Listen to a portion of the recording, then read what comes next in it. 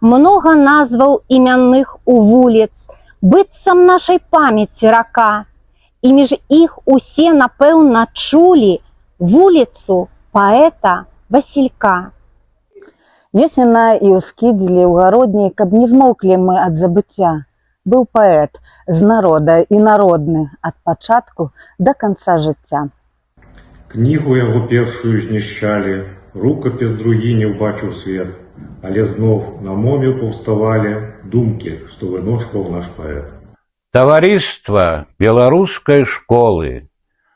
На малой радзіме ён стварыў вершы, быццам спадчынныя колы, у зборніку яго сялянскіх ніў.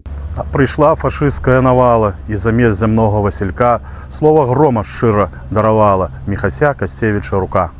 Кіраваць падполлем не баяўся, поплеч людзі годнымі былі. Васілёк у памяці застаўся патрыётам роднае зямлі.